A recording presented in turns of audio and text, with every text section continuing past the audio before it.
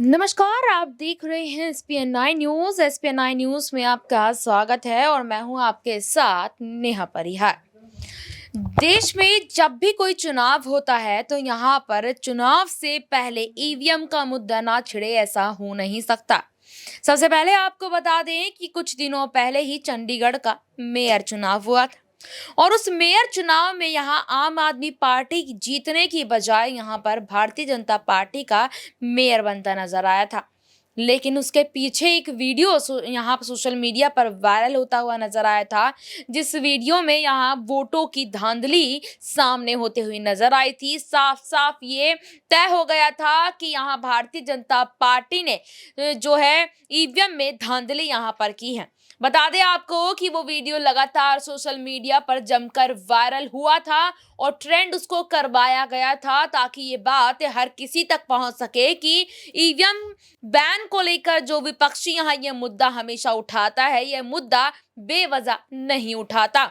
इसी मुद्दे को लेकर सुप्रीम कोर्ट की तरफ से भी यहाँ पर देखा गया था कि चंडीगढ़ में मेयर चुनाव में जो धांधली देखी गई थी, उस धांधली के चलते सुप्रीम कोर्ट ने यहाँ केंद्र सरकार को फटकार लगाई थी और यहाँ चंडीगढ़ में देखा गया था कि यहाँ पर भारतीय जनता पार्टी के मेयर को हटाकर आम आदमी पार्टी के मेयर को बना दिया गया था।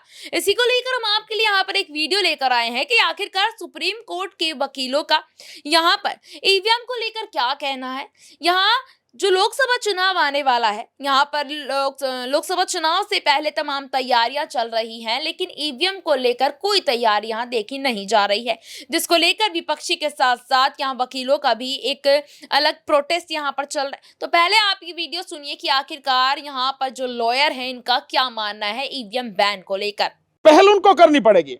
जहां तक हम लोगों की, हम तो लगातार बोल रहे हैं, लगातार आवाज उठा रहे हैं और मजबूती से उठाएंगे और ज्यादा जितना भी हो सकता है जो भी करना है वो भी करेंगे। और मैंने जैसा आपको कहा, हमारी कोई ईगो नहीं है। इस लड़ाई को जीतने के लिए, इस गंदगी को साफ करने के लिए, मोदी सरकार को उखाड़ फेंकने के लिए जो भी करना पड़ेगा करेंगे। रात दिन जागना पड़े, कहीं भागना पड़े, हमें कोई दिक्कत नहीं। अगर देश खड़ा हो गया, जन आंदोलन होने लगा, तो कोर्ट भी जन भावना के विपरीत जा नहीं सकेगी। हो सकता है कोर्ट इसी इंतजार में हो, यही देखने को कि देश खड़ा होता है नहीं होता। नमस्कार, आप देख रहे थे जनता लाइव। मैं हूं आपके साथ रवीना। एडवोकेट भानु प्रताप जी हमारे साथ हैं। आज इस सम्मेलन में जो आज ईवीएम के खिलाफ दिया गया है, दिल्ली में बनाया गया है, उसमें इन्होंने एक खास पेशकश की है।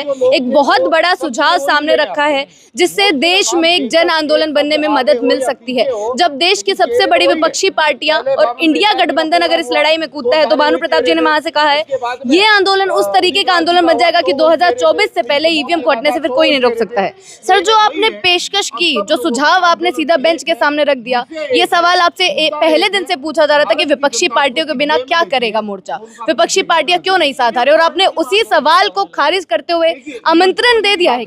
निश्चित रूप से हमने जो बात कही, हमने शुरू से हमने अपनी लड़ाई बंद नहीं की, हम लड़ते रहे। आज उसी का नतीजा है। ये जगह जगह जो आंदोलन हो रहे हैं, अलग अलग संगठन जो कर रहे हैं, पार्टियां भी अब धीरे धीरे जो बोलनी शुरू हुई हैं, ये निश्चित रूप से उस आंदोलन का परिणाम आपको दिख रहा है, असर दिख रहा है आपको। लेकिन जो वाकई में पार्टियां हैं, सबसे ज्यादा स्टेक तो उन्हीं का लगा है ना दांव पे। वो पार्टियां अगर आके बात कहेंगे और सारे इकट्ठे होकर कहेंगे, साथ में सामाजिक संगठन भी होंगे, किसान संगठन भी होंगे, उसका जो है विस्फोट होगा। पूरे देश में एक झटके में आंदोलन खड़ा हो जाएगा। इसलिए जरूरी है। बहुत बड़ा आह्वान किया आपने, सीधा कांग्रेस पार्टी को बोला कि वहीं से ऐलान करें, मन से ऐलान करें। तो मना करें, अगर नहीं करते हैं, कांग्रेस पार्टी नहीं करती है। भाई, कांग्रेस पार्टी देश की सबसे बड़ी पार्टी है, सबसे ज्यादा स्टेक उसका लगा हुआ। 3 राज्यों में सरकार उसके हाथ से छीन ली बीजेपी क्या को मोदी ने। सो उनकी जिम्मेदारी सबसे बड़ी है, सबसे पहले है, काम उनको करना चाहिए। अगर ये संभव हो गया जो आपने सुझाव दिया है, तो फिर क्या होगा इस आंदोलन? फिर इस देश में बदलाव होगा, ईवीएम का खात्मा होगा और उसके बाद जो सरकार आएगी, लोकतांत्रिक सरकार आएगी, लोगों को उनके हक मिलने की एक शुरुआत होगी। बस देरी इतनी सी है कि आपका जो सुझाव है उसको अमल में ला दिया। सिंपल, इतनी सी देर का बात, अगर वो मान लिया गया तो उसके बाद आप देखिए नजारा। 3 मार्च को बिहार के पटना के गांधी मैदान में तेजस्वी यादव जी की रैली हो रही है। उस रैली में माननीय राहुल गांधी जी शामिल होंगे। राहुल गांधी जी जिस तरह से यात्रा लेकर चल रहे हैं और लोग उनके साथ में जुड़ते चले जा रहे हैं, राहुल गांधी अगर चाहें तो फोन पे तमाम जो नेता हैं विपक्ष के उनसे बात कर सकते हैं, उनको इनवाइट कर सकते हैं। सो मेरा सुझाव यही है कि वो तमाम नेताओं को जो 3 तारीख को पटना के गांधी मैदान में रैली हो रही है उस रैली में आमंत्रित करें। साथ में संयुक्त किसान मोर्चा और संयुक्त किसान मोर्चा अराजनीतिक इनके भी तमाम नेताओं को बुलाएं। इसके साथ साथ में जो हमारे रिटायर्ड फौजी हैं उनके भी जो संगठन हैं उनको भी बुलाएं, यूथ के जो संगठन हैं उनको भी बुलाएं, और यहाँ पर जो सामाजिक संगठन के लोग बैठे हैं, जो किसान बड़े मजबूत नेता हैं, उन सबको बुलाएं और ये सारे के सारे चेहरे उस मंच पर दिखने चाहिए और वहां से घोषणा हो कि ईवीएम से चुनाव इस बार हम किसी कीमत पर नहीं होने देंगे। अल्टीमेटम दें बाकायदा सरकार को भी और इलेक्शन कमीशन ऑफ इंडिया को भी कि तत्काल ईवीएम को बंद किया जाए, अन्यथा वहीं से एक डिसाइड हो इस डेट को पूरे देश में, देश की न केवल राजधानी में बल्कि भिन्न भिन्न प्रदेशों की राजधानियों में जो चुनाव आयोग तय इलेक्शन कमीशन ऑफ इंडिया है दिल्ली में उसके सामने, और राज्यों में जो इलेक्शन ऑफिसर्स हैं उनके वहां, और हर जिले में जबरदस्त तरीके से प्रदर्शन होगा।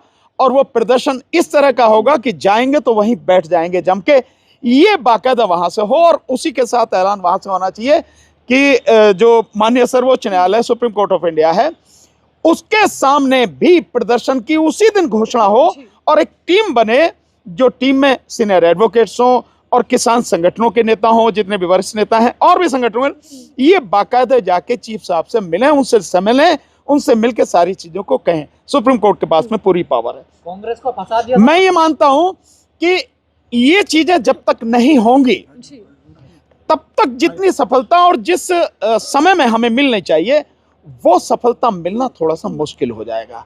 अब समय है, देखिए आज की तारीख में आप बिल्कुल कह सकते हैं, मैं पूरे विश्वास के साथ कह सकता हूं, ईवीएम का आंदोलन इस देश में हर गांव में, हर गली में, हर मोहल्ले में, हर शहर में, घर घर तक पहुंच चुका है। ये आप सबकी जो मेहनत है उसका नतीजा है। और जिस तरह से अलग अलग संगठन आ रहे हैं, जो भी संगठन आ रहे हैं, सभी अपने स्तर से जितना हो सकता आवाज उठा रहे हैं, ये उन सबकी एक सामूहिक, एक कलेक्टिव जो मेहनत है उसका नतीजा है। सो आंदोलन जब घर घर तक पहुंच गया है, अब केवल इतना ही तो करना है कि जो लीडरशिप है उसको आवाज देनी है कि भाई अब आपको ये करना है, बस इतना, एक झटके में ये काम हो जाना है। ये काम इनको करना पड़ेगा। और मैंने इसलिए कहा क्योंकि आदरणीय दीपक बावरिया साहब जो राष्ट्रीय महासचिव हैं और उदित राज जी भी, वो भी कांग्रेस में ही हैं। सो जब ये सब लोग हैं तो ये तो पार्टी के अंदर ही है ना, कोई बाहर पार्टी से बाहर से तो आने वाले की जरूरत है नहीं। ये लोग कहें राहुल जी से, उनकी जहां इस समय यात्रा चल रही है, सब लोग फोन पे उनसे कनेक्ट रहते हैं, जाके बात करें और ये काम एक झटके में हो जाना है, एक हफ्ते में सारी चीजें हो जानी है। फंसा दिया आपने कांग्रेस को सर? नहीं, बात फंसाने की नहीं, बात यह है कि यह जिम्मेदारी राजनीतिक पार्टियों की थी। कांग्रेस की इसलिए ज्यादा है कि कांग्रेस ने इंडिया गठबंधन के नाम से जो गठबंधन बनाया, आज जो एक व्यक्ति था जो इसको करने में जिसने पहल की वो छोड़ के चला गया, लेकिन बाकी जो देखा जाए तो कांग्रेस सबसे बड़ी पार्टी है। 12 करोड़ वोट कांग्रेस को अकेले मिला है 2019 के चुनाव में। आज की तारीख में उसका वोट बहुत ज्यादा बढ़ चुका है। सो जो सबसे बड़ी पार्टी है, जिसकी सबसे बड़ी भूमिका है, और वो अपनी भूमिका को निभा भी रही है कि गठबंधन को साथ लाने की।